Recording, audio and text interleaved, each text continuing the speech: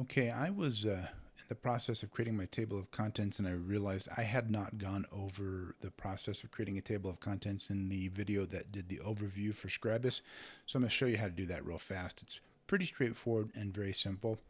You have to do three things. You need to establish an attribute for your table of contents. You need to create a place to hold your table of contents, and then you have to go in and give each chapter heading or section of your book you want to appear in the table of contents that attribute.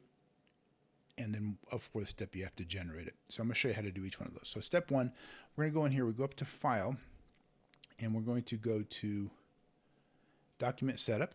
And in there, you'll see if you scroll down a little bit toward the bottom on the left-hand side, there's an option for Document Item Attributes. If you click on that, now I've already created this. If you don't have it, that's okay.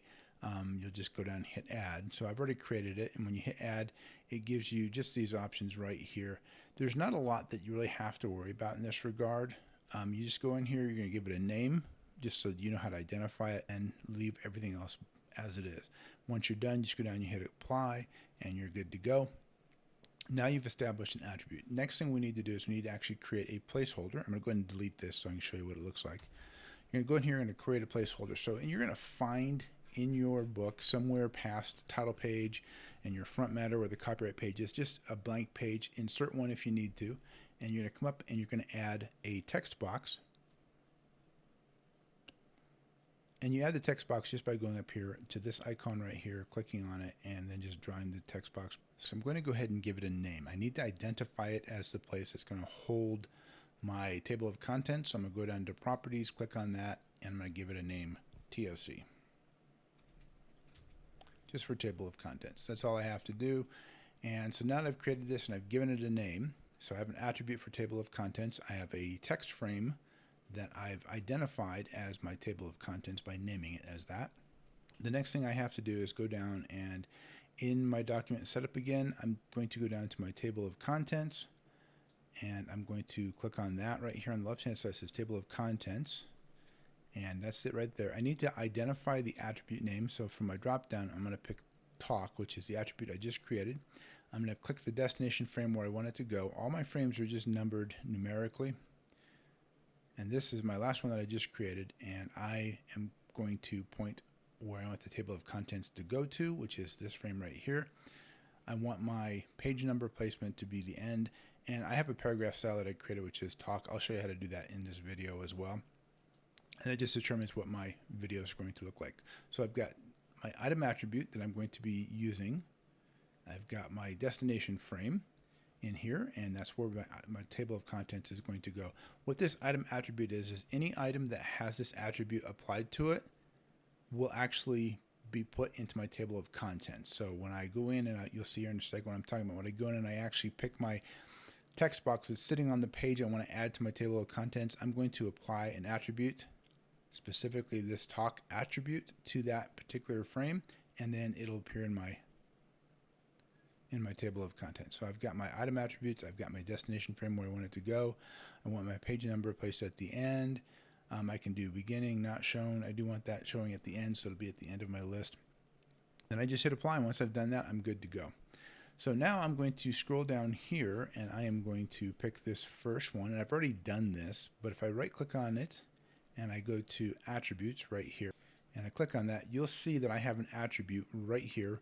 And the one I've picked, I only have one in the document. I've picked the TOC, and I've named it. So you're going to put in this value here, the name. So if I do chapter 1, it'll show you chapter 1. Or if I go with the title of the chapter, it'll do First Night. And then I just hit OK, and that's all there is to it. Once I've done that,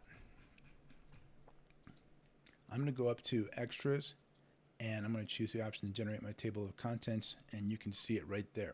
So I've already done the first few chapters, so I'm going to jump down past page 86 and go to my next one so you can kind of see what that is. Now my book has about 10 pages of front matter, so I'm going to go to 96 because my numbering starts on page 10. I'm going to scroll down here to my next chapter, which is Epiphany. Click on the text box so it's highlighted, right click on it, go to Attributes, and I'm going to add the TOC attribute, and I'm going to give the value here, which is Epiphany.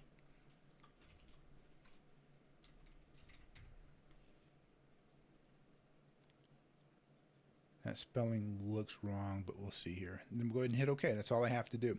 Now when I come up to the top again, it doesn't show up here, but as soon as I go back up here and I go to extras and I generate my table of contents, you see it appears right there. Now getting this formatting to look the way that I want, I did have to create a new paragraph style. So I went in here, styles. So I'm going to create a style in here. I deleted the old style, so if you actually look here, it's kind of gone away now. So I'm going to create a new style here, and I'm going to just come in here and name my new style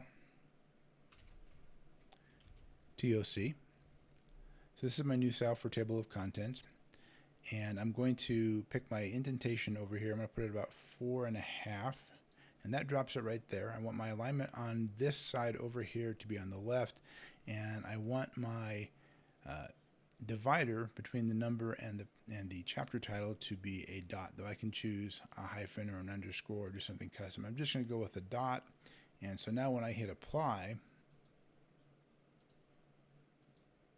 and go up and hit generate, you'll see that that style has been applied. To make sure the style does apply, you should create your style before you do your setup in here, and I already had this created. So go into document setup here, and you're going to go down to table of contents, and you'll see right here my paragraph style that I have selected is table of contents. So I had my style already created, which is why it worked in here. If you create your style first, you'll have to just come in here and apply that after the fact. But that's it in a nutshell, and as I go through and I add these, it'll go ahead and put them in there. This is probably not going to work exactly the way I want because these are right up against the edge. And in fact, if I go to my next paragraph, the next chapter down, which is Betrayers of the Oath, I'm going to right click on that, and it's on page 100. And I'm going to give it the attribute for table of contents and call it Betrayers of the Oath, and then hit OK on here. And now when I go back up to the top and I generate, and you don't have to generate the table of contents after every inclusion. I would just do it once at the end and then clean up what you want. As soon as I do that, you can see it wraps over because my margin's right there. Now if I bring my text box out a little bit so it's kind of like that, I have room, but now I'm off the margin and it's going to appear outside of that. It should print okay. You should be okay doing that, but I'm going to actually go in and adjust my table of content style. So I'm going to grab this right here and I'm going to move it in just a little bit, move it in just a little bit more, and now you can see where I'm at. So I moved it in just a little bit, so my table of contents is looking a little bit better. That's how you generate your table of contents.